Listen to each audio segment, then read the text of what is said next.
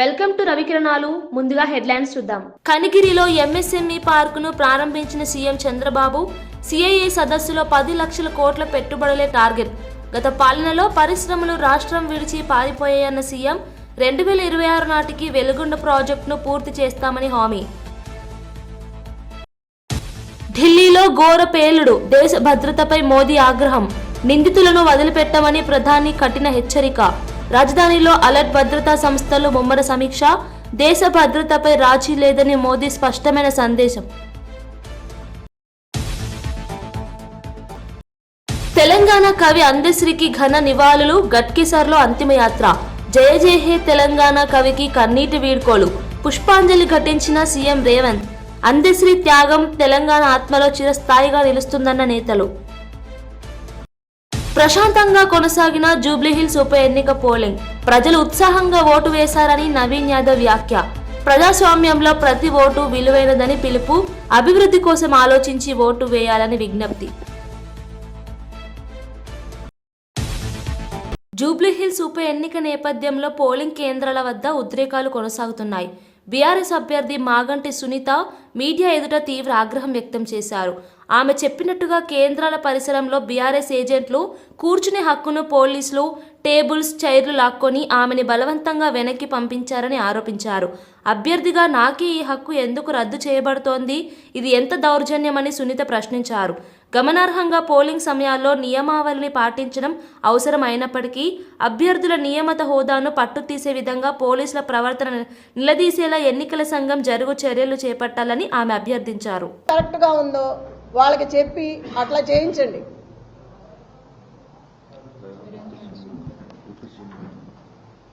ఈ బట్టి విక్రమార్క మొత్తం జూబ్లీహిల్స్ అంతా రౌండ్లు వేస్తున్నాడు. అవసరం ఏంటి? ఎమ్మెల్యే ఎవరు పేరిందా కూర్చొని ఉన్నాడు టేబుల్ దగ్గర? ఐలయ్య. అతనికి ఏం పని టేబుల్ దగ్గర? చిటీలు ఇవ్వడం అవన్నీ అతనికి ఏం అవసరం? అసలుకి వీళ్ళందరూ రావాల్సిన అవసరం ఏంటి? విప్పులు కానీ ఎమ్మెల్యేలు కానీ మినిస్టర్లు కానీ వీళ్ళందరూ రాత్రి నుంచే తిరుగుతున్నారు. అవసరం ఏంటి జూబ్లీహిల్స్లో వీళ్ళకి? లోకల్ నాన్ లోకల్ మాట్లాడుతున్నారు. మరి రజియా ఇంటికి వెళ్ళి బోరుబండ్లో సైట్ 3లో ఆ అమ్మాయి కూర్చుందని గట్టిగా మాట్లాడుతుందని ఇంటికి వెళ్ళి గొడవ చేశారు రౌడీలాగా పోలీసులు. ఆ అమ్మాయి మీద కూడా గొడవ చేశారు కూర్చోవద్దని. టేబుల్స్ ఇవ్వట్లా, కుర్చీలు ఇవ్వట్లేదు. ఆ టేబుల్స్ తీసుకొచ్చి పోలీసులు సందు చివర 3 అడ్డం పెట్టుకున్నారు. అవి ఎవరికి అవసరం? వాళ్ళ దగ్గర లాక్కొచ్చి మీరు ఎందుకు వేసుకోవాలి? ఆ కుర్చీలన్నీ విసిరేసి వాళ్ళు ఎట్లా కూర్చుంటారు? నైట్ అవుతుందో ఎంత టైం అవుతుందో తెలియదు. మహిళలు ఉన్నారు, ప్రెగ్నెన్సీ ఉన్నారు. అక్కడ అంతమంది జనాన్ని భయపెట్టి టేబుల్స్ తెచ్చి బయటకు వేసుకోవాల్సిన అవసరం ఏంటి? జూబ్లీహిల్స్ ఉప ఎన్నికలో పోలింగ్ శాంతియుతంగా కొనసాగుతోంది. హైడ్రా కమిషనర్ రంగనాథ్ తన ఓటు హక్కు వినియోగించారు. స్థానిక పోలింగ్ కేంద్రానికి వచ్చి ప్రజలతో పాటు క్యూలో నిలబడి ఓటు వేశారు. ఓటు వేయడం ప్రతి పౌరుడి హక్కు మాత్రమే కాదు, బాధ్యత కూడా అని ఆయన అన్నారు. ఎన్నికల ప్రక్రియలో ప్రతి ఒక్కరూ పాల్గొని తమ హక్కును వినియోగించాలని కమిషనర్ పిలుపునిచ్చారు. ప్రజాస్వామ్యంలో ఓటు ఒక్కటి దేశ భవిష్యత్తును నిర్ణయిస్తుందని ఆయన గుర్తు చేశారు.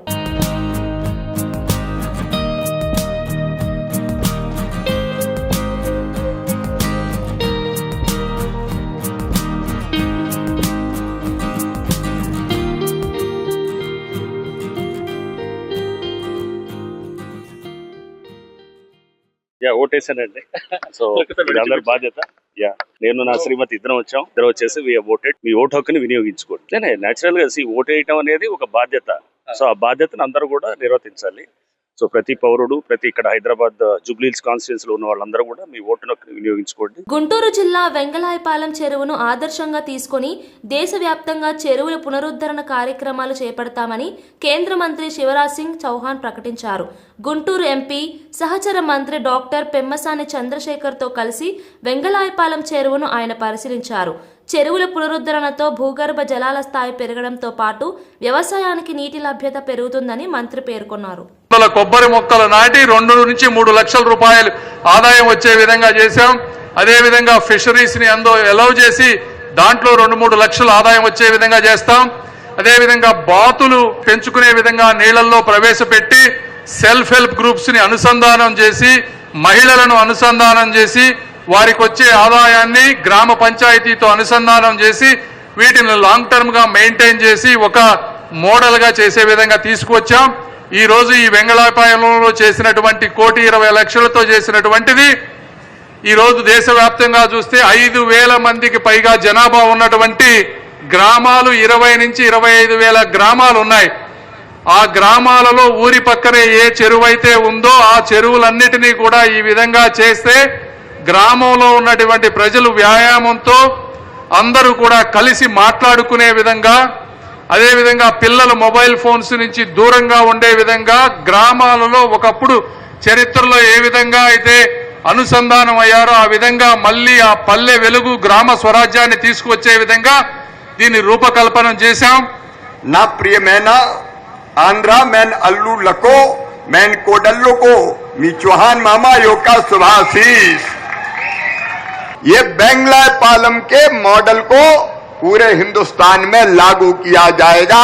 पर्कुलेशन टैंक हम बनाएंगे इसी मॉडल पे, जो सस्टेनेबल हो, जो लगातार चल सके, जो पानी के लेवल को ऊपर उठाए, जो लोगों की आजीविका। జూబ్లీహిల్స్ ఉప ఎన్నికపై వివాదాలు కొనసాగుతున్న వేళ బీఆర్ఎస్ ఆరోపణలకు రాష్ట్ర మంత్రి పొన్నం ప్రభాకర్ కౌంటర్ ఇచ్చారు. ఎన్నికల సంఘానికి పంపిన విజ్ఞప్తిలో ఆయన ప్రచారం ముగిసిన తర్వాత స్థానికేతర కాంగ్రెస్ నేతలు నియోజకవర్గంలో లేరని స్పష్టం చేశారు. స్థానికేతరులు ఉంటే వారిపై కేసులు పెట్టుకోవచ్చు, చట్టం అందరికీ సమానమే అని మంత్రి పేర్కొన్నారు. బీఆర్ఎస్ అభ్యర్థి రాజకీయంగా సానుభూతి పొందేందుకు తప్పుడు ఆరోపణలు చేస్తున్నారని విమర్శించారు.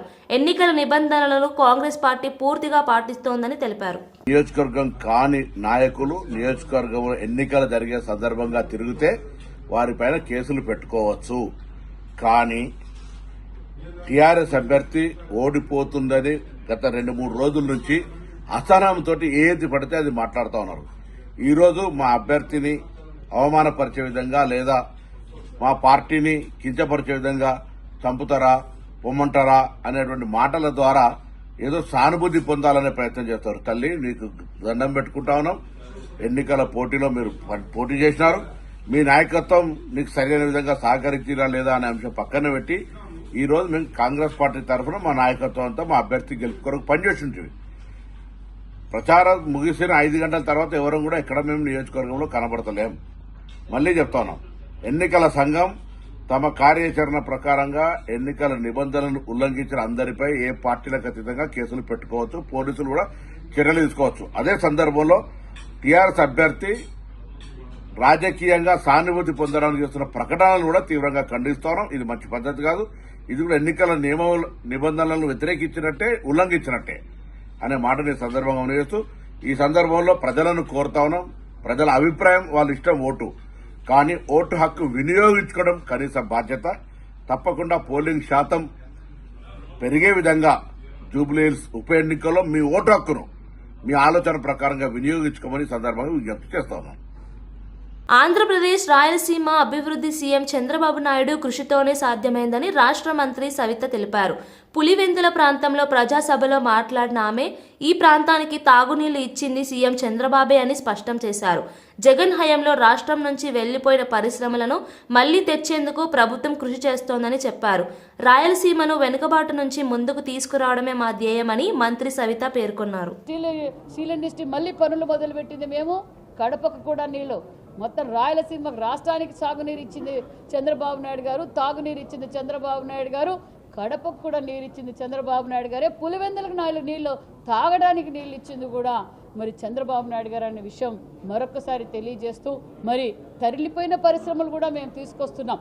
గతంలో 14-19లో కియా లాంటి ఇంటర్నేషనల్ పరిశ్రమలు తీసుకొచ్చి మరికొన్ని పరిశ్రమలకు ఎంఓయూ చేసుకున్నాం. గత ప్రభుత్వం రావటంతోనే బెదిరించి జే ట్యాక్స్ కట్టలేక మరి పారిపోయారన్న విషయం కూడా తెలుసు. మళ్ళీ ఆ పరిశ్రమలతో పాటు కొత్త పరిశ్రమలు తీసుకొచ్చి మరి రాష్ట్ర ఆర్థిక వ్యవస్థను బలపరచాలి, భావితరాల భవిష్యత్తుకి మరి రూపకల్పన చేయాలన్న ఉద్దేశంతోనే ముఖ్యమంత్రి గారు గొప్ప నిర్ణయం తీసుకున్నారు. టీటీడీ మాజీ చైర్మన్ భూమన కరుణాకర్ రెడ్డి చేసిన వ్యాఖ్యలపై జనసేన నాయకుడు కిరణ్ రాయల్ తీవ్ర స్థాయిలో స్పందించారు. పవన్ కళ్యాణ్ వస్త్రధారణ అర్హతపై భూమన చేసిన వ్యాఖ్యలు అసహ్యకరమని ఆయన అన్నారు. పవన్ కళ్యాణ్ గురించి మాట్లాడే స్థాయి భూమనకు లేదు అని కిరణ్ రాయల్ ఘాటుగా వ్యాఖ్యానించారు. వైసీపీ హయాంలో ఎర్రచందనం స్మగ్లింగ్ విస్తరించిందని, దానికి భూమనే బాధ్యులని ఆరోపించారు. దట్టమైన అడవుల్లో మొక్కలు నాటారు పవన్ కళ్యాణ్ గారు అన్నారు. అడవుల్లో మొక్కలు నాటకుండా మీలాగా చెట్లు దొరుకుతారా? చెట్లు అంటే ఏ చెట్లు మీకు తెలుసు కదా, మీ వ్యాపారం చేసే చెట్లు, ఎర్రచందనం చెట్లు. అవి దట్టమైన అడవుల్లో ఆయన చెట్టులు నాటాడంటే ఇన్స్పిరేషన్. అది భావితరాల భవిష్యత్తులో మొక్కలు నాటితే చెట్లు అవుతాయి అవి అని ఇది నాటాడు. లేదా చెట్లే నాటుతారా, లేకపోతే చెట్లు నరుకుతారా, ఎర్రచందనం తీసుకెళ్తారా? దానికి ఆన్సర్ చెప్పాల్సిన బాధ్యత ఆయనకు ఉంది. మా హయాంలో 2,50,000 టన్నులో 2,000 టన్నులు మేము పట్టుకున్నాము, మీరు ఎందుకు పట్టుకోలేదు అంటారు. అసలు ఇక్కడ లాజిక్ వచ్చిపోయాడు ఆయన. అసలు మీరు అప్పుడు ఎర్రచందనం కోసినారు, తోలుకున్నారు కాబట్టి దొరికింది పట్టుకున్నారు. అసలు ఇక్కడ తొయ్యడంలా మేము అంటే ఏమర్థమైందా? అప్పుడు దొంగలు ఇల్లు పట్టుకున్నారు, తీసుకొని వస్తున్నారు, పట్టుకున్నాము. ఇక్కడ దొంగలు రావట్లా ఎర్రచందనం తీసుకోవడానికి. మా ప్రభుత్వంలో భయపడుతున్నారు. పవన్ కళ్యాణ్ గారు లాంటి మంత్రి, అటు శాఖలో మంత్రి ఉంటే అంత గట్టిగా వార్నింగ్ మేము ఇస్తుంటే, దొంగనేవాడు వస్తే కదా ఎర్రచందనంలోకి పట్టకపోయేదానికి, పట్టుకునేదానికి మేము వాడు రావట్లా, మేము పట్టుకోవట్లా. మీ హయాంలో వచ్చినాడు, పట్టుకున్నారు, మోటాలు వేసుకున్నారు. తెలుగుదేశం పార్టీ కేంద్ర కార్యాలయం ఎన్టీఆర్ భవన్లో మంత్రి నారా లోకేష్ ప్రజా దర్బార్ నిర్వహించారు. రాష్ట్రం నలుమూలల నుంచి ప్రజలు భారీగా తరలివచ్చి తమ వినతి పత్రాలు లోకేష్కు అందజేశారు. ప్రతి ఒక్కరి సమస్యను ఓపికగా విని తగిన సూచనలు ఇచ్చిన లోకేష్ కొందరి సమస్యలను అక్కడికక్కడే పరిష్కరించారు. పేద మధ్యతరగతి ప్రజల ఇబ్బందులను గుర్తించి వాటి పరిష్కారానికి తక్షణ చర్యలు తీసుకుంటానని హామీ ఇచ్చారు.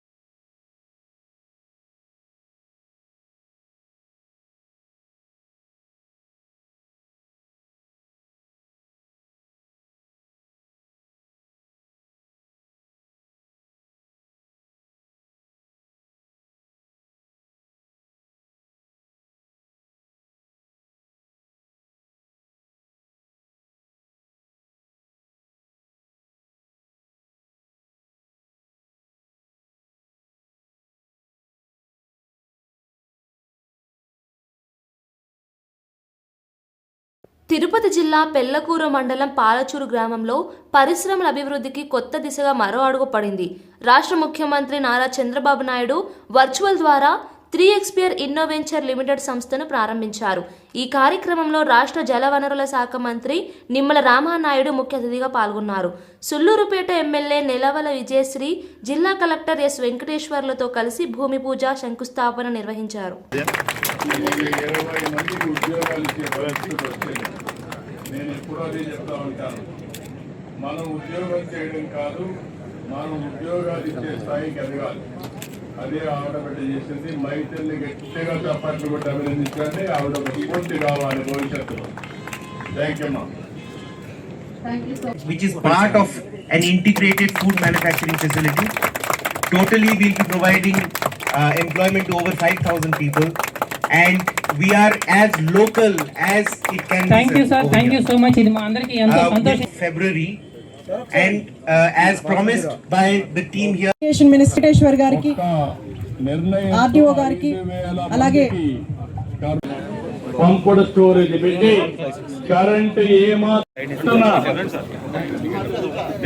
మనకు కంపెనీలు అభివృద్ధి అవుతాయి.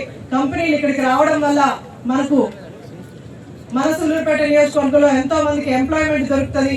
మన నియోజకవర్గం అభివృద్ధి జరగడానికి ఎంతో తోడ్పడుతుంది.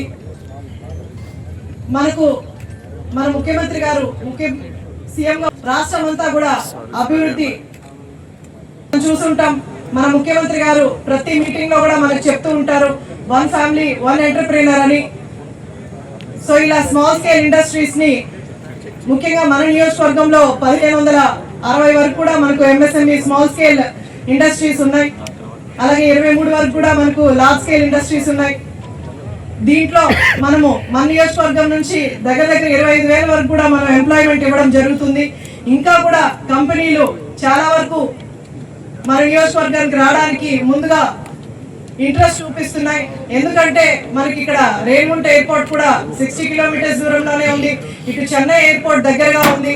అలాగే మన నియోజకవర్గంలో ఈ కంపెనీస్ డెవలప్ అవడానికి కూడా ఈవెన్ నన్ను కూడా చాలా వరకు కూడా స్మాల్ స్కేల్ ఇండస్ట్రీస్ అప్రోచ్ అవడం ద్వారా వీళ్ళందరికీ కూడా ఎంప్లాయ్మెంట్ రావడానికి అవకాశం దొరుకుతుంది. ఇలా మన ముఖ్యమంత్రి గారు రాష్ట్రాన్ని ఎన్నో తిరిగి ఎంతో మంది కంపెనీలు కలిసి కంపెనీలు ఇక్కడ తీసుకొచ్చి పెట్టుబడుల కోసం శ్రామికంగా అభివృద్ధి చెందవలసిన అవసరం ఉన్నటువంటి విషయం. ఆ రకంగా అది యొక్క ఆంధ్రప్రదేశ్ రాష్ట్రం. ఎందుకంటే ఆ రోజు 2014లో రాష్ట్ర విభజన వల్ల కంటే 2019-24 గత 5 సంవత్సరాల వైసీపీ పాలన వల్ల ఈ రాష్ట్రానికి ఎక్కువ నష్టం జరిగినటువంటి పరిస్థితుల్లో మళ్ళీ ఈ రాష్ట్రంలో విద్య, ఉద్యోగ, ఉపాధి అవకాశాలు కల్పించాలి అని అంటే నిరుద్యోగ ఏదైతే ఉందో దాన్ని నిర్మూలిని చంద్రబాబు నాయుడు గారు ఇవాళ దిశ ఇవాళ ఆంధ్రప్రదేశ్ రాష్ట్రానికి మార్గనిర్దేశం చేస్తూ ఈరోజు పెద్ద ఎత్తున, ఎందుకంటే ఈరోజు ఈ ప్రభుత్వం అధికారంలోకి వచ్చి 16 నెలల కాలంలోనే మీరందరూ కూడా చూస్తారు. ఢిల్లీలో జరిగిన పేలుడు ఘటన దేశవ్యాప్తంగా కలకలం రేపింది. ఈ ఘటనపై ప్రధాని నరేంద్ర మోదీ తీవ్ర ఆవేదన వ్యక్తం చేశారు. మృతుల కుటుంబాలకు ప్రగాఢ సంతాపం తెలుపుతూ బాధితులకు అవసరమైన సహాయాన్ని ప్రభుత్వం అందిస్తుందని తెలిపారు. నిందితులను వదిలిపెట్టే ప్రసక్తి లేదని, ఘటన వెనుక ఉన్నవారిని కఠినంగా శిక్షిస్తామని ప్రధాని మోదీ స్పష్టం చేశారు. ఇప్పటికే జాతీయ దర్యాప్తు సంస్థ ఇంటెలిజెన్స్ బ్యూరో, ఢిల్లీ పోలీసులు సంఘటన స్థలంలో విచారణ ప్రారంభించాయి. పేలుడు వెనుక ఉన్న కుట్ర, ఉద్దేశం, ఉపయోగించిన పేలుడు పదార్థాలపై అధికారులు వివరంగా పరిశీలిస్తున్నారు. पूरा देश उनके साथ खड़ा है. मैं कल रात भर इस घटना की जांच में जुटी सभी एजेंसियों के साथ, सभी महत्वपूर्ण लोगों के साथ संपर्क में था, विचार विमर्श चलता था, जानकारियों के तार जोड़े जा रहे थे. हमारी एजेंसियां इस षड्यंत्र की तह तक जाएगी. इसके पीछे के षड्यंत्रकारियों को बख्शा नहीं जाएगा. All those responsible will be brought to justice. ఢిల్లీలోని ఎర్రకోట వద్ద జరిగిన ఘోర పేలుడు దేశవ్యాప్తంగా తీవ్ర ఆందోళనకు గురిచేసింది. ఈ ఘటనలో ఇప్పటి వరకు 12 మంది మృతి చెందినట్లు అధికారిక సమాచారం. బాధితుల కుటుంబాలకు సానుభూతి తెలుపుతూ నిందితులను ఎట్టి పరిస్థితుల్లోనూ వదిలిపెట్టబోమని కేంద్ర రక్షణ శాఖ మంత్రి రాజ్నాథ్ సింగ్ స్పష్టం చేశారు. దేశ భద్రతను భంగం కలిగించే ఏ ప్రయత్నాన్ని సహించమని ఆయన హెచ్చరించారు. దాడి వెనుక ఉన్న కుట్రపై దర్యాప్తు సంస్థలు వేగంగా విచారణ చేపట్టినట్లు తెలిపారు. In this hour of deep grief. From this platform, I wish to assure my citizens that the country's leading investigative agencies are conducting a swift and thorough inquiry into the incident. The findings of the investigation will soon be made public. I want to formally assure the nation that those responsible for this tragedy will be brought to the justice and will not be spared under any circumstances. Ladies and gentlemen, it gives me immense ఆంధ్రప్రదేశ్లో పరిశ్రమలకు మరింత ప్రోత్సాహం కల్పించే దిశగా ముఖ్యమంత్రి నారా చంద్రబాబు నాయుడు మరో ముందడుగు వేశారు. ప్రకాశం జిల్లా కనిగిరిలో ఎంఎస్ఎంఈ పార్కును ప్రారంభించిన సీఎం రాష్ట్ర వ్యాప్తంగా 50 పార్కులకు వర్చువల్గా ప్రారంభోత్సవాలు మరియు శంకుస్థాపనలు చేశారు. ఈ కార్యక్రమంలో మాట్లాడుతూ రాష్ట్ర అభివృద్ధికి చిన్న, మధ్య తరహా పరిశ్రమలు కీలకమని చంద్రబాబు నాయుడు తెలిపారు. 329 ఎకరాల విస్తీర్ణంలో 15 పారిశ్రామిక పార్కులు ప్రారంభమయ్యాయని వివరించారు. ఈ పార్కుల ద్వారా వేలాది యువతకు ఉపాధి అవకాశాలు కలగనున్నాయని చెప్పారు.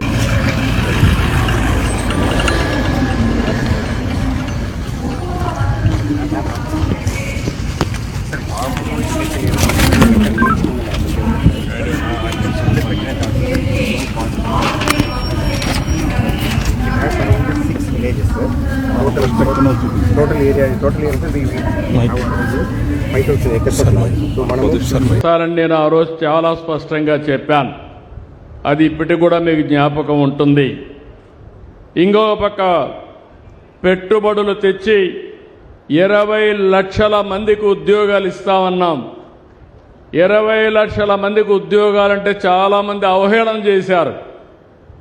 ఆ దిశగా ఈరోజు మనం ముందుకు పోయే పరిస్థితికి వచ్చింది. ఈ రోజు నుంచి మీరు చూస్తే ఇప్పటికే చాలా వేసాం, ఫౌండేషన్లు వేసాం, ప్రారంభాలు చేసే పరిస్థితికి వచ్చాం. ఈ వారం అంతా కూడా రాష్ట్రం మొత్తం పెట్టుబడుల వెల్లువ, పండగ వాతావరణంలో ఇనాగరేషన్లో ఫౌండేషన్లు వేసుకుంటున్నాం. అయితే ఒక్కొక్కసారి గతాన్ని గురించి ఆలోచించకపోతే భవిష్యత్తుకు ప్రణాళికలు వేసుకోలేం. గత పాలకుల విధ్వంస విధానాలతో పరిశ్రమలు మూతబడ్డాయి, పారిశ్రామికవేత్తలు పారిపోయారు. అంతేకాదు, మా తమ్ముడు అరుస్తున్నాడు. ఆ రోజు మీరు చూస్తే ఎంత భయంకరమైన వాతావరణం అంటే బుద్ధుండే ఎవరు కూడా చేయరు ఇలాంటి తప్పుడు పనులు. కావాలని చెప్పి కరెంటు ఉత్పత్తి చేసే సోలారు కంపెనీలు ఎంఓయూలు చేశాం. కరెంటు ఉత్పత్తి అవుతుంది. కరెంటు ఉత్పత్తి తీసుకోకుండా వాళ్ళవన్నీ క్లోజ్ చేయమన్నాడు. కరెంటు క్లోజ్ చేయలేరు, ఎందుకంటే ఎండకు వచ్చే కరెంటు వాడుకోకపోతే నష్టం. గవర్నమెంట్కి ఒక ఆబ్లిగేషన్ ఉంది. ఆ ఆబ్లిగేషన్ ఒకవేళ వాడుకోకపోతే వాళ్లకు నష్టపరిహారం కట్టియాలి. ఎవరు చెప్పినా వినలేదు, వితండవాది.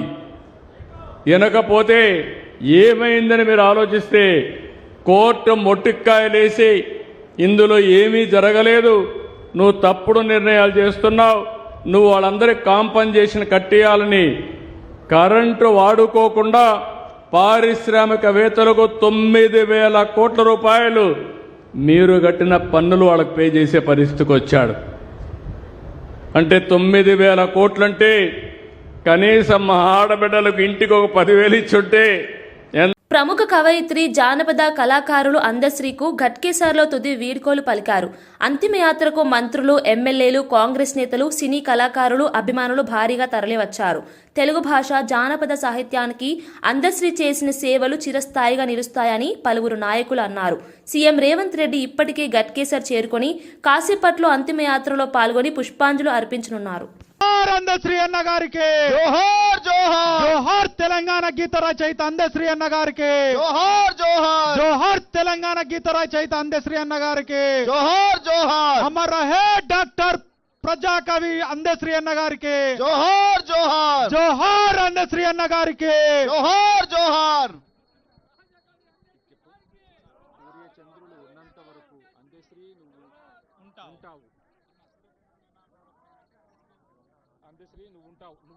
సూర్యచంద్రులు ఉన్నంత వరకు అందశ్రీ నువ్వు ఉంటావు. సూర్యచంద్రులు ఉన్నంత వరకు అందశ్రీ నువ్వు ఉంటావు. సూర్యచంద్రులు ఉన్నంత వరకు అందశ్రీ నువ్వు ఉంటావు. నిప్పుల వాగు గ్రంథాన్ని ప్రతి లైబ్రరీలో పెట్టే విధంగా ప్రభుత్వం చర్యలు తీసుకుంటుంది. వారిని కోల్పోవడం తెలంగాణ సమాజంతో పాటు నాకు, నా కుటుంబానికి ఒక బాధాకరమైన అంశము.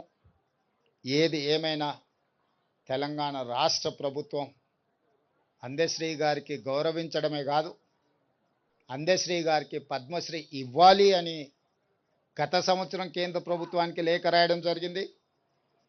ఈసారి కూడా స్వయంగా ప్రధానమంత్రి నరేంద్ర మోడీ గారిని కలిసి తెలంగాణ ఆత్మగౌరవం, తెలంగాణ గుండె ధైర్యం అందశ్రీ గారికి పద్మశ్రీ ఇవ్వాల్సిందిగా కేంద్ర ప్రభుత్వాన్ని విజ్ఞప్తి చేస్తున్నాం. మిత్రులు కిషన్ రెడ్డి గారిని, బండి సంజయ్ గారికి కూడా నేను సూచన చేస్తున్నా, మీ వంతు ప్రయత్నం మీరు చేయండి. తెలంగాణ రాష్ట్ర ముఖ్యమంత్రిగా అందశ్రీని గౌరవించుకోవాల్సిన బాధ్యత తెలంగాణ ప్రజల తరఫున మీ మీద, నా మీద ఉన్నది. జూబ్లీహిల్స్ ఉప ఎన్నికలో పోలింగ్ శాంతియుతంగా కొనసాగుతోంది. ఉదయం నుంచే ఓటర్లు పెద్ద సంఖ్యలో పోలింగ్ కేంద్రాలకు చేరుకున్నారు. మొదటి 45 నిమిషాలకే 70 నుంచి 100 ఓట్లు వేయడం ఉత్సాహపూరితంగా ఉందని కాంగ్రెస్ అభ్యర్థి నవీన్ యాదవ్ తెలిపారు. పోలింగ్ కేంద్రాలను స్వయంగా సందర్శించి ఏర్పాట్లను పరిశీలించానని చెప్పారు. ప్రజాస్వామ్య పండుగలో ప్రతి ఓటరు చురుగ్గా పాల్గొనడం ఆనందంగా ఉందని అన్నారు. పోలింగ్ కేంద్రాల వద్ద భద్రతా ఏర్పాట్లు బాగున్నాయని, పోలీసులు సక్రమంగా విధులు నిర్వర్తిస్తున్నారని ఆయన అభినందించారు. స్టేషన్లో పోలేని అండ్ జనాలు ఈ ఎలక్షన్లో అత్యధిక పోలింగ్ జరిగే అవకాశం. ప్రజలందరూ కూడా కొంచెం ఎర్లీ మార్నింగ్ బై 7 o'clock అందరూ కూడా రావడం జరిగింది, పోలింగ్ స్టేషన్స్కి రావడం జరిగింది. మంచి ఓటింగ్ పర్సెంటేజ్ ఎలక్షన్లో చాలా చక్కటి పోలింగ్ పర్సెంటేజ్ పెంచేందుకు, ఎందుకంటే గతంలో కూడా ఇక్కడ 50% దాటలేదు. అంటే అప్పట్లో జనాలు వచ్చి ఓట్లు వేసేది కాదు, కానీ ఈసారి మాత్రం ఇప్పుడు చూస్తున్నటువంటి పరిస్థితి చూస్తే 70%, 60 to 70% పోలింగ్ జరిగే అవకాశం ఉంది. ఎందుకంటే నేను ఇప్పుడు అన్ని దాదాపు 5-6 పోలింగ్ స్టేషన్స్కి వెళ్తే 70 votes, 60 votes within 40 minutes.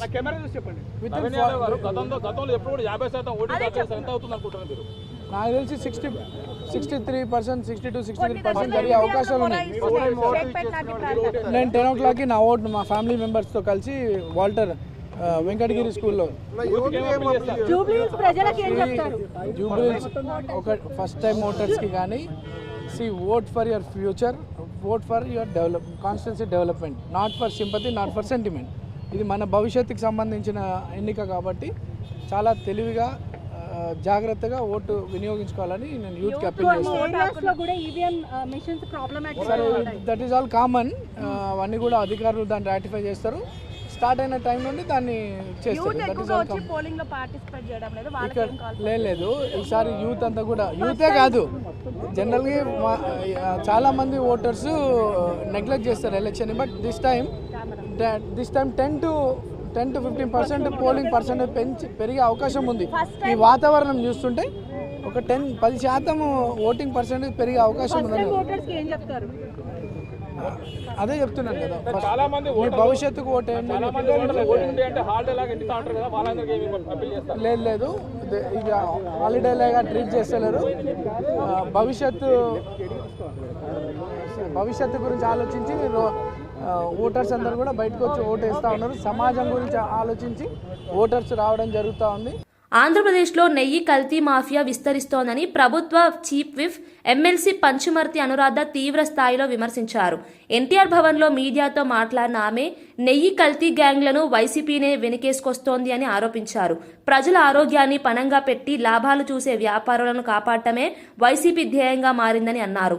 కల్తీ నెయ్యి కేసులో నిందితులను కాపాడేందుకు రాజకీయ ఒత్తిడులు తెచ్చుకుంటున్నారని వెల్లడించారు. పరిశుభ్ర ఆహారం కోసం పోరాడే వ్యక్తులపై కేసులు పెడుతుండడం దారుణమని వ్యాఖ్యానించారు. వాళ్ళని ఏ రకంగా ఉపయోగించాడో ఇప్పుడు నేను చెప్పదలుచుకున్నా. అందరికీ కూడా తెలిసిన విషయమే. అందరు ఏమంటున్నారు, మొట్టమొదటిగా లడ్డూలో కల్తీ నెయ్యి ఉంది, దీన్ని నిగ్గుదేల్చాలి అని అంటా ఉన్నారు. కానీ నేను ఆ మాట అందలుచుకోలేదు. మీకు ఇంకా క్లియర్గా ప్రజలకి చెప్పదలుచుకున్నా. నెయ్యి 1 కిలో ఉండి 10 కిలోలు రసాయనాలు కలిపితే దాన్ని కల్తీ నెయ్యి అంటారు. అసలు మొత్తం రసాయనాలతో నెయ్యి వాసన వచ్చేలాంటి నెయ్యిని సృష్టించిన వాళ్ళని దాన్ని కల్తీ నెయ్యి అంటారా? ఇది ప్రజలే ఆలోచించాలి. సబ్బులు తయారు చేసే రసాయనాలు, పెయింట్లు తయారు చేసే రసాయనాల్ని వీటన్నిటిని కలిపి దాన్ని ఒక నెయ్యిలాగా సృష్టించి 63 లక్షల కిలోల లడ్డూల్ని తయారు చేయించి 250 కోట్ల పైన డబ్బులు తినేశారు అనంటే వీళ్ళని ఎక్కడ పాతి పెట్టాలి, ఎక్కడ పోడ్చాలి వీళ్ళని? బులెటిన్ ముగించే ముందు హెడ్లైన్స్ మరోసారి చూద్దాం. కనిగిరిలో ఎంఎస్ఎంఈ పార్కును ప్రారంభించిన సీఎం చంద్రబాబు. సిఐఏ సదస్సులో 10 లక్షల కోట్ల పెట్టుబడులే టార్గెట్. గత పాలనలో పరిశ్రమలు రాష్ట్రం విడిచి పారిపోయాయన్న సీఎం. 2026 నాటికి వెలుగొండ ప్రాజెక్టును పూర్తి చేస్తామని హామీ. ఢిల్లీలో ఘోర పేలుడు. దేశ భద్రతపై మోదీ ఆగ్రహం. నిందితులను వదిలిపెట్టమని ప్రధాని కఠిన హెచ్చరిక. రాజధానిలో అలర్ట్. భద్రతా సంస్థలు ముమ్మర సమీక్ష. దేశ భద్రతపై రాజీ లేదని మోదీ స్పష్టమైన సందేశం. తెలంగాణ కవి అందశ్రీకి ఘన నివాళులు. గట్కేసర్లో అంతిమయాత్ర. జయ జయ హే తెలంగాణ కవికి కన్నీటి వీడ్కోలు. పుష్పాంజలి ఘటించిన సీఎం రేవంత్. అందశ్రీ త్యాగం తెలంగాణ ఆత్మలో చిరస్థాయిగా నిలుస్తుందన్న నేతలు. ప్రశాంతంగా కొనసాగిన జూబ్లీహిల్స్ ఉప ఎన్నిక పోలింగ్. ప్రజలు ఉత్సాహంగా ఓటు వేశారని నవీన్ యాదవ్ వ్యాఖ్య. ప్రజాస్వామ్యంలో ప్రతి ఓటు విలువైనదని పిలుపు. అభివృద్ధి కోసం ఆలోచించి ఓటు వేయాలని విజ్ఞప్తి. ఈ బులెటిన్ విశేషాలు మరో బులెటిన్లో మళ్ళీ కలుద్దాం.